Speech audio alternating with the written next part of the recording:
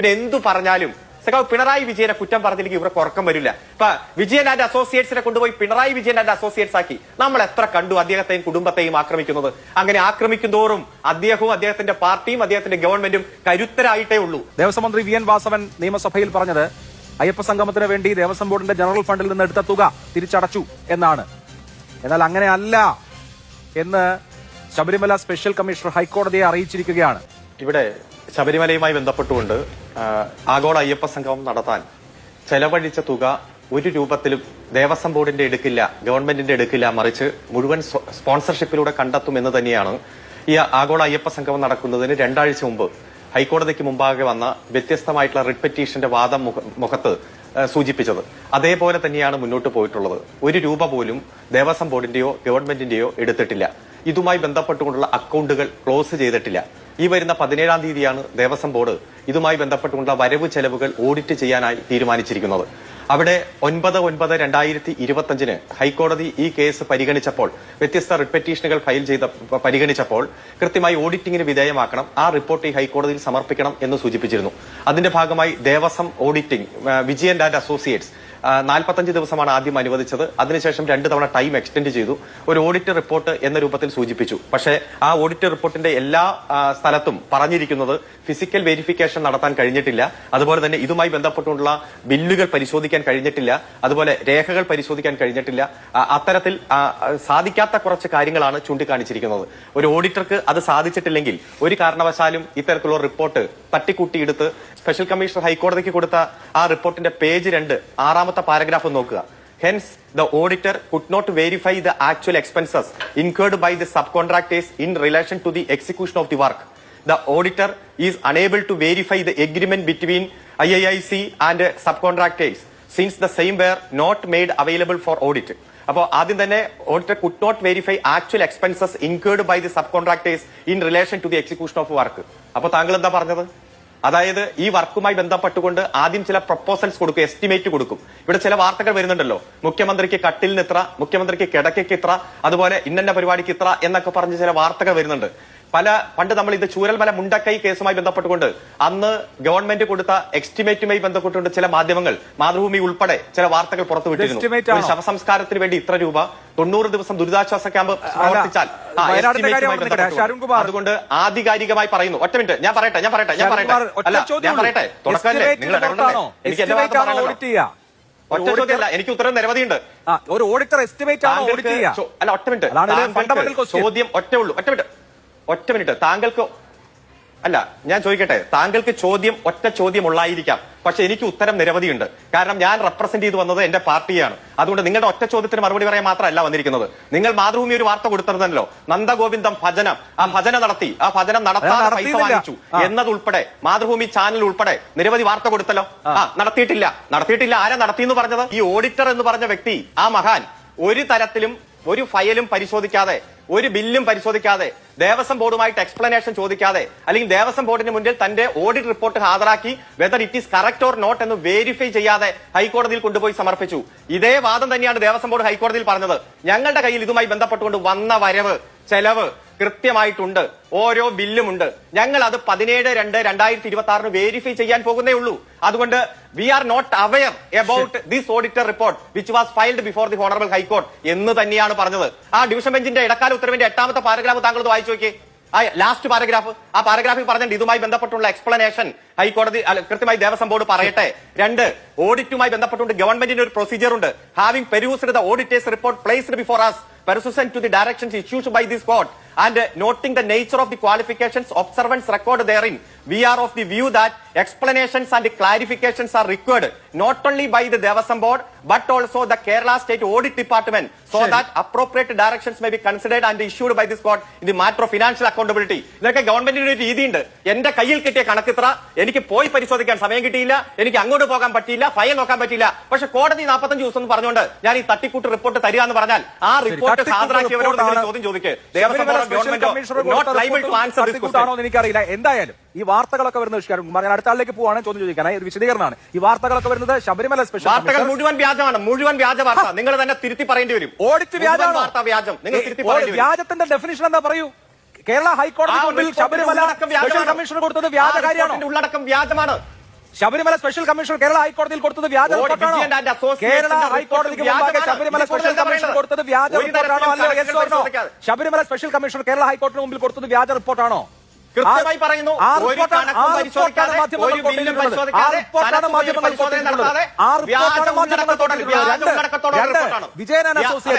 Vijayan associates audit ചെയ്ത audit റിപ്പോർട്ടാണ് വാർത്തയായി കൊടുത്തത്. വ്യാജമല്ല, കൃത്യമായ ബോധ്യങ്ങളുള്ള രേഖയുള്ള കാര്യമേ കൊടുത്തിട്ടുള്ളൂ. ക്രിസ്റ്റൽ ക്ലിയർ ആയിട്ടുള്ള കാര്യങ്ങൾ. ഇനി ആ ഓഡിറ്റ് റിപ്പോർട്ടിൽ കുഴപ്പങ്ങൾ ദേവസ്വം ബോർഡ് മറ്റു കണക്കുകൾ ഹാജരാക്കി അത്തരം അനോമലീസ് പരിഹരിക്കുക. ഇത് കേരളത്തിന് മുമ്പിൽ എക്സ്പ്ലെയിൻ ചെയ്യേണ്ട ഒരു കാര്യമല്ല എന്ന് തോന്നുന്നുണ്ടോ? കേരളത്തിന് മുന്നിൽ ഇതുമായി ബന്ധപ്പെട്ടുകൊണ്ട് ഏതു വിഷയവും എക്സ്പ്ലെയിൻ ചെയ്യാൻ ഞങ്ങൾക്ക് ഉത്തരവാദിത്വമുണ്ട്, ഞങ്ങൾക്ക് അതിന് കഴിവുണ്ട്. ഇവിടെ ദേവസ്വം മന്ത്രിയെയും ദേവസ്വം ബോർഡിനെയും എല്ലാം ക്ലബ്ബ് ചെയ്യിക്കാൻ ബിജെപിയും കോൺഗ്രസും ഒരു നാണയത്തിന്റെ ഇരുപുറം എന്ന രൂപത്തിൽ മത്സരിക്കും നമ്മൾ കണ്ടില്ലേ? ഇതേ കോൺഗ്രസിന്റെ 4 MLA-മാരാണ് ഒരു നക്ഷത്ര ചിഹ്നമിട്ട ചോദ്യം ചോദിച്ചു. 2016 മുതൽ 21 വരെ ദേവസ്വം മന്ത്രി ദേവസ്വം ബോർഡിൽ എത്ര തവണ യോഗത്തിൽ പങ്കെടുത്തു എന്ന് പറഞ്ഞു. അതിന് കിട്ടിയ ഉത്തരം അഭിലാഷെങ്കിലും വായിച്ചിട്ടുണ്ടാവുമല്ലോ. കോൺഗ്രസ് വായിക്കാൻ ആഗ്രഹിക്കില്ല, കാരണം മറക്കാൻ ആഗ്രഹിക്കും. കാരണം ദേവസ്വം മന്ത്രി ഒരൊറ്റ യോഗത്തിൽ പോലും പങ്കെടുക്കാൻ പാടില്ല, പങ്കെടുത്തിട്ടില്ല. ദേവസ്വം മാനുവലും നിയമപ്രകാരം ദേവസ്വം ബോർഡ് ആക്ട് പ്രകാരം ഒരു കാരണവശാലും അദ്ദേഹത്തിന് പങ്കെടുക്കാൻ കഴിയില്ല. എന്നിട്ടാണ് ഇവിടെ ദേവസ്വം മന്ത്രി എപ്പോഴും കണക്ട് ചെയ്ത് പറയുന്നത് ദേവസ്വം ബോർഡിന്റെ യോഗത്തിലൊന്നും. അപ്പൊ ഞാനത് പറഞ്ഞേ ഉള്ളൂ സന്ദർഭവശാൽ. അതുകൊണ്ട് IICയെ ഏൽപ്പിച്ച ഒരു ഉത്തരവാദിത്വം, അതിനൊരു കരാറും വേണ്ട, ഒരു കരാറും വേണ്ട. ഹൈക്കോടതി കരാറ് വേണമെന്ന് പറഞ്ഞിട്ടുണ്ടോ? ഈ വിജയൻ ആൻഡ് അസോസിയേറ്റ്സ് പറഞ്ഞു എന്ന് വെച്ചിട്ട് നിയമമല്ലാതാകില്ല. അതിന്റെ സബ് കോൺട്രാക്ട് ഊരാളുകളുടെ ഏൽപ്പിച്ചു. ഊരാളുകൾ ആ സബ് കോൺട്രാക്ടുമായി ബന്ധപ്പെട്ടുകൊണ്ട് മുന്നോട്ട് പോയി. അവർ കൊടുത്ത ഒരു ബില്ലും ഈ വിജയൻ ആൻഡ് അസോസിയേറ്റ്സ് പരിശോധിച്ചിട്ടില്ല, പരിശോധിക്കാനുള്ള ഒരു ഇടമുണ്ടാക്കിയിട്ടില്ല. ഇതുമായി ബന്ധപ്പെട്ടുകൊണ്ടുള്ള മുഴുവൻ വരവും ചെലവും കൃത്യമായി പരിശോധിക്കുന്നത് ഈ 17-ാം തീയതിയാണ്. ഈ 17-ാം തീയതി നേരത്തെ ഡേറ്റ് നിശ്ചയിച്ചതാണ്. ഹൈക്കോടതി ചോദിച്ചു 17-ാം തീയതിന്റെ ഓഡിറ്റ് നടക്കുന്നുള്ളൂ. അതുകൊണ്ടാണ് അവസാനത്തെ പാരഗ്രാഫിൽ പറഞ്ഞത് ഇതുമായി ബന്ധപ്പെട്ടുകൊണ്ടുള്ള എക്സ്പ്ലനേഷൻ തരേണ്ട ദേവസ്വം ബോർഡ്. പിന്നെ ഓഡിറ്റ് റിപ്പോർട്ട് എന്ന് പറഞ്ഞാൽ എത്ര വലിയ ചാർട്ടേഡ് അക്കൗണ്ട് കമ്പനി ആയാലും സംരംഭമായാലും ആ ഓഡിറ്റിങ്ങിന് ഒരു രൂപവും ഭാവവും ഉണ്ട്. അതിൽ ഉൾപ്പെടാതെ ഓഡിറ്റ് റിപ്പോർട്ട് കൊടുത്തപ്പോഴാണ് സംസ്ഥാന ഓഡിറ്റ് ഡിപ്പാർട്ട്മെന്റ് ഇതുമായി ബന്ധപ്പെട്ടുകൊണ്ടുള്ള വിവരവും ഈ കോടതിയിൽ തരണമെന്ന് പറഞ്ഞത്. അതായത് കേരള ഹൈക്കോടതിക്ക് ഈ വിഷയത്തിൽ ഒരു സംശയമില്ല. തന്ന റിപ്പോർട്ട് അവർ ടൈപ്പ് ചെയ്ത് വെച്ചു 5-8 പാരഗ്രാഫ്. ഇതാണ് വിജയൻ ആൻഡ് അസോസിയേറ്റ്സ് തന്നത്. വിജയൻ ആൻഡ് അസോസിയേറ്റ്സ് തന്ന ആ ഓഡിറ്റ് റിപ്പോർട്ടിന്റെ ഉള്ളടക്കം ദേവസ്വം ബോർഡിന് അറിയില്ല, ദേവസ്വം ബോർഡ് ചർച്ച ചെയ്തിട്ടില്ല. ഞങ്ങൾ കൊടുത്ത ഒരു ബില്ലിന്റെയും ഭാഗമായിട്ടല്ല ആ റിപ്പോർട്ട്. ആധികാരികമായിട്ട് പറയുന്നു ഇവിടെ അഡ്വാൻസ് ആയി തന്ന തുക മുഴുവൻ തിരിച്ചടച്ചിട്ടുണ്ട്, 1 രൂപ പോലും കടമില്ല. അന്നും പറഞ്ഞു ഇന്നും പറഞ്ഞു. ഇതുമായി ബന്ധപ്പെട്ടുകൊണ്ട് ആഗോള അയ്യപ്പ സംഗമവുമായി ബന്ധപ്പെട്ടുകൊണ്ട് ഒരു തുക പോലും ദേവസ്വം ബോർഡിന്റെ എടുത്ത് ചെലവാക്കിയിട്ടില്ല, ഭക്തരുടെ എടുത്ത് ചെലവാക്കിയിട്ടില്ല. ഇവിടെ സ്പോൺസർഷിപ്പായിട്ട് വിവിധ മേഖലകളിൽ നിന്ന് കിട്ടിയ പണം മാത്രമാണ് ഉപയോഗിച്ചത്. ഇനിയും ചില ബില്ലുകൾ സെറ്റിൽ ചെയ്യാനുണ്ട്. അതും സ്പോൺസർഷിപ്പ് പറഞ്ഞതിൽ ബാക്കി തുക കൊണ്ട് സെറ്റിൽ ചെയ്യും. അതിൽ ഇപ്പൊ അടുത്ത കാലത്ത് വന്നതടക്കം 17/2-നാണ് ചെലവ് ചെയ്യുന്നത്.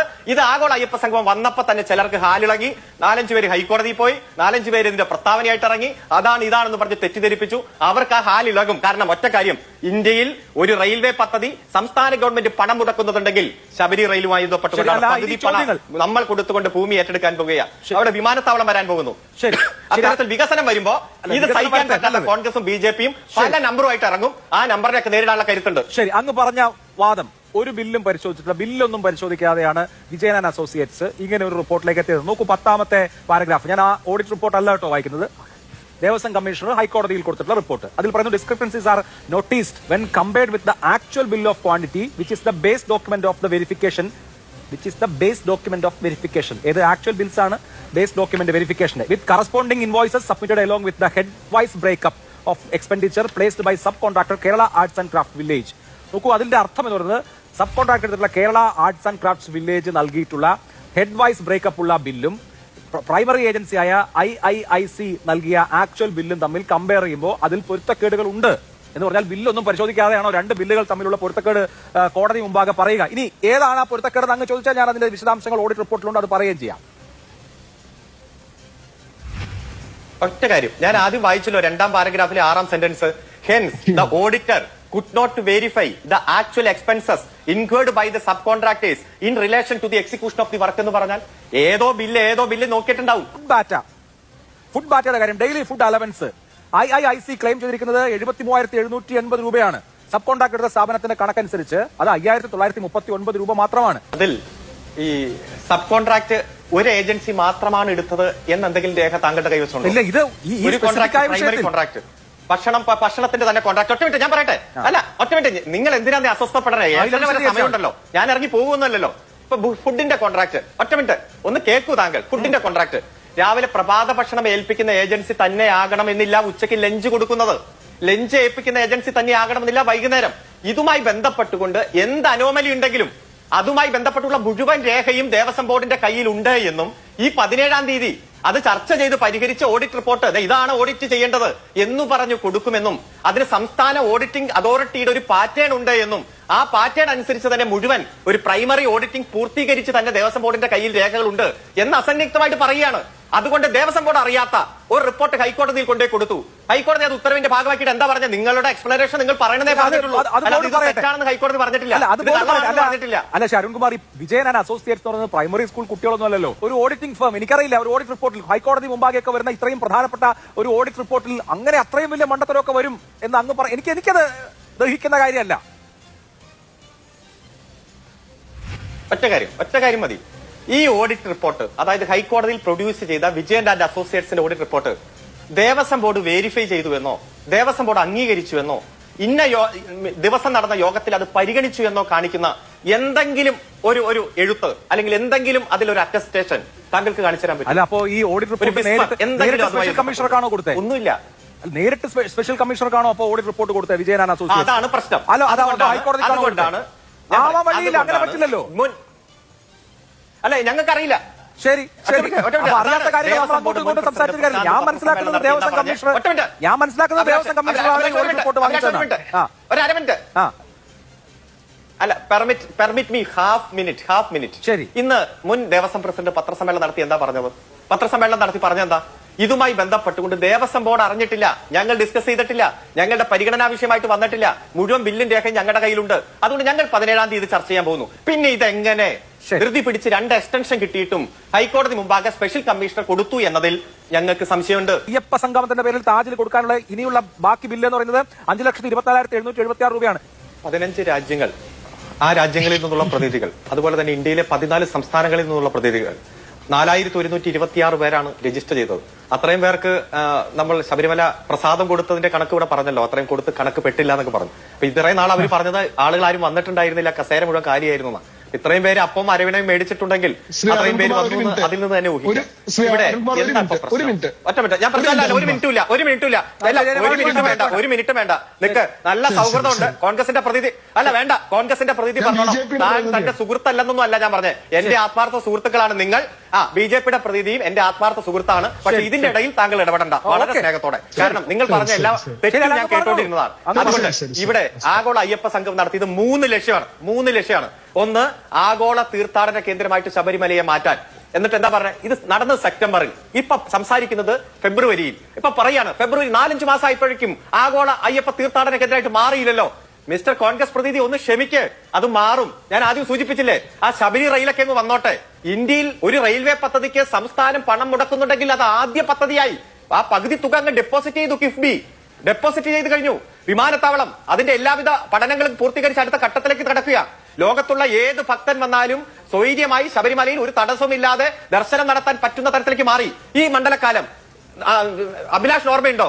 നവംബർ മാസം മണ്ഡലകാലം തുടങ്ങിയ 16-ാം തീയതി മാതൃഭൂമിയുടെ ചർച്ച എന്തായിരുന്നു എന്ന്? മനോരമയുടെയും ചർച്ച ഇതായിരുന്നു. ശബരിമലയിൽ തിരക്കധികം, ആദ്യത്തെ ദിവസം തിരക്കായിരുന്നു. പിന്നെ 41 ദിവസം ഉണ്ടായിരുന്നു മണ്ഡലം വ്രത കാലഘട്ടം. പിന്നെ നിങ്ങൾ ചർച്ച നടത്തിയോ ശബരിമലയിലെ തിരക്കുമായി ബന്ധപ്പെട്ടുകൊണ്ട്? അന്ന് ഓൺലൈൻ കൂപ്പൺ എടുത്തവരല്ലാതെ പല ദിവസങ്ങളിൽ ഡേറ്റ് കിട്ടിയവർ ആദ്യ ദിവസം വന്നപ്പോ തിരക്കുണ്ടായി. പിന്നെ 40 ദിവസം ഒരു തിരക്കും ഉണ്ടായില്ല. കൃത്യമായി ലക്ഷക്കണക്കിന് ഭക്തർ വരുമ്പോഴും ദർശന സൗകര്യം ഒരുക്കി ദേവസ്വം ബോർഡ്, പോലീസ്, അവിടുത്തെ കൃത്യമായിട്ടുള്ള സംവിധാനം.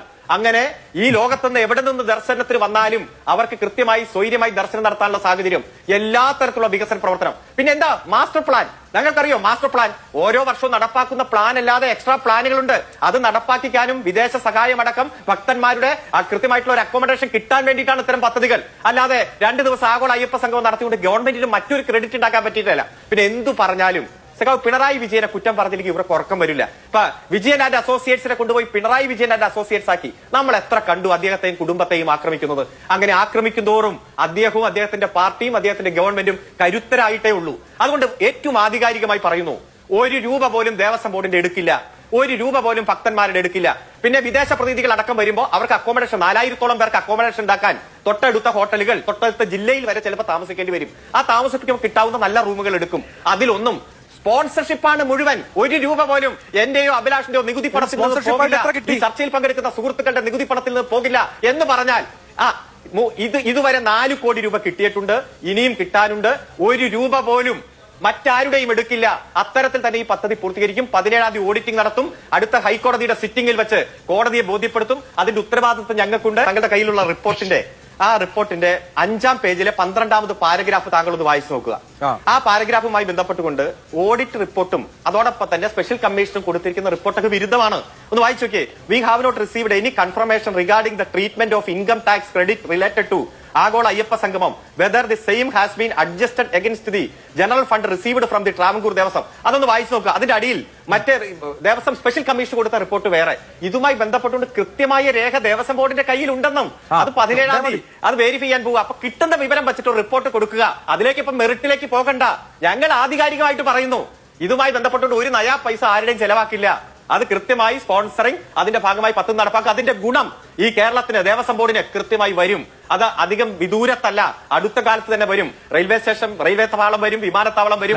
എല്ലാ തരത്തിലും സൗകര്യമുള്ള മുഴുവൻ തീർത്ഥാടകർക്കും ലോകത്തിന്റെ ഏത് മുക്കിൽ മൂലയിൽ നിന്ന് വന്നാലും അവർക്ക് കൃത്യമായി സൗകര്യം ഉറപ്പുവരുത്തുന്ന തരത്തിൽ ശബരിമലയെ ഉയർത്തും. അതുമായി ബന്ധപ്പെട്ടുകൊണ്ട് മാസ്റ്റർ പ്ലാനിന്റെ ഡെവലപ്മെന്റ് വന്നാൽ ഒരു 2-3 ജില്ലയിൽ തന്നെ അതിന്റെ ഡെവലപ്മെന്റ് ഉണ്ടാകും. ഒരു സംശയം വേണ്ട കാര്യത്തിൽ.